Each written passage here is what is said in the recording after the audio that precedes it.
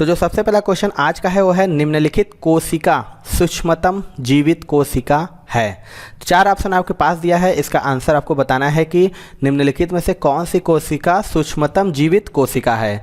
तो इसके right answer बात करें दोस्तों, इसका राइट आंसर हो जाएगा ऑप्शन नंबर सी यानी माइकोप्लाज्मा, जो कि सबसे छोटी जीवित कोशिका है। इसके पास कोशिका भित्ति नहीं होती है दोस्तों, इसे जोकर ऑफ प्लांट किंगडम कहा जाता है। और अगर हम सबसे बड़ी कोशिका की बात करें तो शुतुरमुर्ग का जो अंडा होता है वो सबसे बड़ी कोशिका का होता है। अगला क्वेश्चन देखते हैं दोस्तों, कोशिका के 4 अवयवों में उस कोशिका को पहचानिए जो पौधों की कोशिकाओं में पाया जाता है किंतु जानवर की कोशिका में नहीं।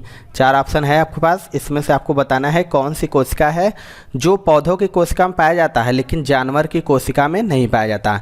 इसके राइट आंसर बात करें तो इसका राइट आंसर हो जाएगा दोस्तों ऑप्शन नंबर डी यानी लवक जो है वो जंतु कोशिका तथा पादप कोशिका में महत्वपूर्ण अंतर यही है कि पादप कोशिका में कोशिका भित्ति पाई जाती है किंतु जंतु कोशिका में कोशिका भित्ति नहीं पाई जाती है। चलिए अगला क्वेश्चन देख लेते हैं दोस्तों, जब किसी पुष्प का पराग उसी पौधे के परागण प्रकार के वर्तिकाग्र में अंतरिम कर दिया जाता है तो उसे क्या कहा जाता है। 4 ऑप्शन है, आपको बताना है इसमें से क्या होगा। तो इसका जो राइट आंसर हो जाएगा दोस्तों ऑप्शन नंबर ए स्वयुग्मन। स्वयुग्मन यानी जब किसी पुष्प का पराग उसी पौधे के परागण प्रकार के वर्तिकाग्र यानी स्टिग्मा में अंतरित कर दिया जाता है तो उसे ऑटोगेमी यानी स्वयुग्मन कहा जाता है। अगला क्वेश्चन देख लेते हैं दोस्तों, पौधों में गैसों का विनिमय किसके द्वारा होता है। मोस्ट इंपॉर्टेंट क्वेश्चन है दोस्तों, आपको बताना है जो पौधों में गैसों का विनिमय किसके द्वारा होता है। इसका जो राइट आंसर हो जाएगा दोस्तों ऑप्शन नंबर डी यानी उपरोक्त सभी। बात करें अगर पौधों में गैसों का विसरण के तो पौधों में गैसों का जो विनिमय होता है वो स्टोमेटा, लेंटिकल्स तथा क्यूटिकल्स तीनों द्वारा होता है। स्टोमेटा जो कि पौधों की पत्तियों में पाया जाने वाला अति सूक्ष्म छिद्र होता है, लेंटिकल टहनी व शाखाओं के छाल में, जबकि क्यूटिकल अधिकांश पौधों की बाह्य त्वचा में उपस्थित होते हैं। अगला क्वेश्चन देख लेते हैं दोस्तों, क्लोनिंग पद निम्नलिखित में से संबंधित होता है। इसमें बताना है जो क्लोनिंग पद किससे संबंधित होता है। तो इसका जो राइट आंसर हो जाएगा दोस्तों ऑप्शन नंबर बी यानी जनन विज्ञान, जिसे हम कहते हैं ये क्लोनिंग पद से संबंधित है। अगला क्वेश्चन देख लेते हैं, बच्चों का लिंग मुख्य रूप से निर्भर करता है। इनमें से जो बच्चों का लिंग निर्धारण होता है किस पे निर्भर करता है। तो इसका राइट आंसर हो जाएगा दोस्तों ऑप्शन नंबर ए यानी पिता पर। जो बच्चों का लिंग मुख्य रूप से निर्धारण होता है वो एक्स या वाई होता है, क्रोमोसोम पर निर्भर करता है। अगला क्वेश्चन देख लेते हैं, परागण के लिए निम्न में से कौन सा तत्व आवश्यक नहीं है। इनमें से जो है परागण के लिए कौन सा तत्व आवश्यक नहीं है। तो इसका राइट आंसर हो जाएगा दोस्तों ऑप्शन नंबर बी यानी आग जो है वो परागण के लिए आवश्यक नहीं है। अगर परागण की बात करें तो परागण मुख्य रूप से हवा हो गया, पानी हो गया और कीटों द्वारा होता है, आग से परागण नहीं हो सकता है। अगला क्वेश्चन देख लेते हैं, आधुनिक आनुवंशिकता का सिद्धांत किसने प्रतिपादित किया था। मोस्ट रिपीटेड क्वेश्चन है ये, आपको बताना है जो आधुनिक आनुवंशिकता का सिद्धांत किसने प्रतिपादित किया था। तो इसका राइट आंसर हो जाएगा दोस्तों ऑप्शन नंबर ए यानी ग्रेगर मेंडल जो थे। आनुवंशिकता का सिद्धांत ग्रेगर जॉन मेंडल के द्वारा दिया गया था। मेंडल को ही आनुवंशिकी का जनक भी कहा जाता है। अगला क्वेश्चन देखते हैं, कोशिकाओं में तत्कालीन ऊर्जा उत्पादन के लिए निम्नलिखित में से एक लिया जाता है। इनमें से इसका राइट आंसर क्या होगा। इसके राइट आंसर बात करें, इसका राइट आंसर रहेगा दोस्तों ऑप्शन नंबर डी यानी ग्लूकोज। ग्लूकोज जो है कोशिकाओं में तात्कालिक ऊर्जा उत्पादन के लिए ग्लूकोज को लिया जाता है। ग्लूकोज के एक अणु में श्वसन से 36 एटीपी अणु ऊर्जा प्राप्त होती है। अगला क्वेश्चन देखते हैं दोस्तों, कोशिका गतिविधियां नियंत्रित की जाती हैं। बताना है कि इनमें से जो कोशिका गतिविधियां नियंत्रित की जाती हैं। तो इसका राइट आंसर हो जाएगा ऑप्शन नंबर डी यानी न्यूक्लियस के द्वारा कोशिका की गतिविधियों पर नियंत्रण केंद्रक द्वारा होता है। यह कोशिका का एक महत्वपूर्ण कोशिकांग है। अगला क्वेश्चन देख लेते हैं। पौधा कोशिका का पावर हाउस किसे कहा जाता है? पौधा कोशिका का पावर हाउस किसे कहा जाता है? मोस्ट इंपॉर्टेंट क्वेश्चन ये भी है दोस्तों। तो इसका जो राइट आंसर हो जाएगा दोस्तों ऑप्शन नंबर डी, यानी माइटोकॉन्ड्रिया जो होता है उसे पौधा की कोशिका का पावर हाउस कहा जाता है। माइटोकॉन्ड्रिया दोहरी झिल्ली से घिरा होता है। इसके एंजाइम द्वारा कोशिकीय श्वसन होता है जिससे ऊर्जा पैदा होती है। चलिए अगला क्वेश्चन देख लेते हैं। आनुवांशिक इकाई है यानी जेनेटिक यूनिट्स क्या है? तो इसका जो राइट आंसर हो जाएगा दोस्तों ऑप्शन नंबर डी, यानी जीन जो है वो आनुवांशिक इकाई है। अगला क्वेश्चन देख लेते हैं दोस्तों। हमशक्ल जुड़वा का जन्म तब होता है जब, यानी हमशक्ल बच्चे कब पैदा होते हैं? जब। तो इसका राइट आंसर हो जाएगा दोस्तों ऑप्शन नंबर सी, यानी प्रायः एक ही लिंग के होते हैं। यानी हमशक्ल जो जुड़वा का जन्म एक ही प्रसव के समय एक ही भ्रूण के द्वारा होता है। ये प्रायः एक ही लिंग के होते हैं। चलिए अगला क्वेश्चन देख लेते हैं। जेनेटिक्स में किसका अध्ययन किया जाता है? ये भी मोस्ट रिपीटेड क्वेश्चन है। जेनेटिक्स में किसका अध्ययन किया जाता है? तो इसका जो राइट आंसर हो जाएगा दोस्तों ऑप्शन नंबर ए, यानी आनुवांशिकता एवं गुणसूत्र का। आनुवांशिकी अर्थात जेनेटिक्स जीव विज्ञान की वह शाखा है जिसके अंतर्गत आनुवांशिकता यानी जीवों की विभिन्नताओं एवं गुणसूत्रों का अध्ययन किया जाता है। चलिए अगला क्वेश्चन देख लेते हैं। आनुवंशिकी किससे संबंधित है? ये भी बहुत अच्छा क्वेश्चन है। आनुवंशिकी किससे संबंधित है? 4 ऑप्शन है आपके पास। तो इसका राइट आंसर जो हो जाएगा ऑप्शन नंबर ए हो जाएगा, यानी आनुवांशिकता।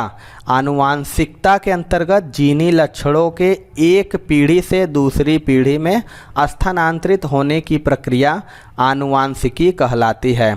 अगर इसके जनक क्वेश्चन पूछता है कि आनुवंशिकता के जनक कौन है, तो हैं सर ग्रेगर जॉन मेंडल। अगला क्वेश्चन देख लेते हैं दोस्तों।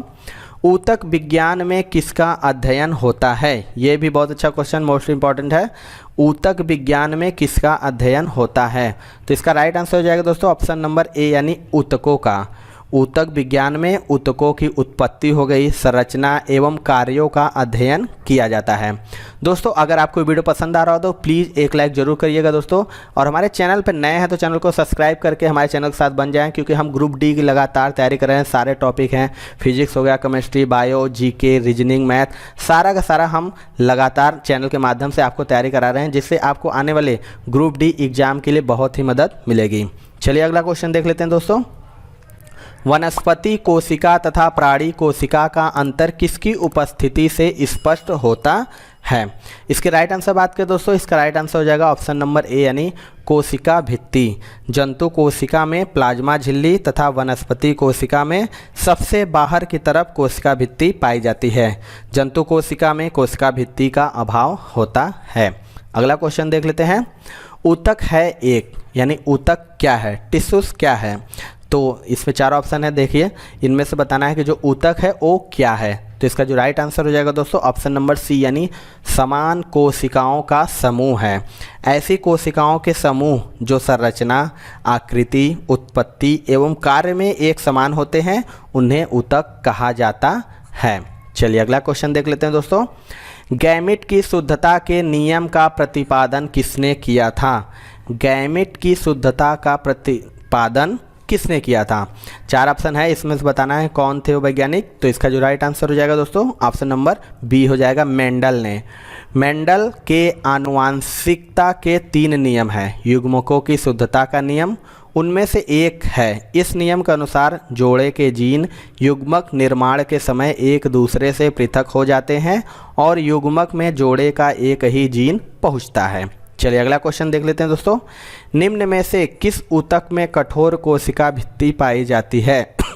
4 ऑप्शन है, आपको बताना है कि इनमें से ऊतक में कठोर कोशिका भित्ति पाई जाती है। तो इसका जो राइट आंसर हो जाएगा दोस्तों ऑप्शन नंबर बी हो जाएगा, स्क्लेरेनकाइमा। इसे दृढ़ोतक या स्क्लेरेनकाइमा मोटी भित्ति युक्त कठोर कोशिकाओं से निर्मित एक प्रकार का सरल ऊतक है। इन कोशिकाओं में काष्ठिल द्वितीयक भित्ति होती है। अगला क्वेश्चन देखते हैं दोस्तों।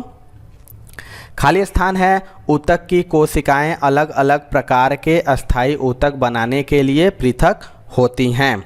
4 ऑप्शन है, इनमें से बताना है कि इसका जो राइट आंसर हो क्या होगा। तो इसके राइट आंसर बात करें दोस्तों, इसका राइट आंसर हो जाएगा ऑप्शन नंबर सी यानी विभज्य योतक।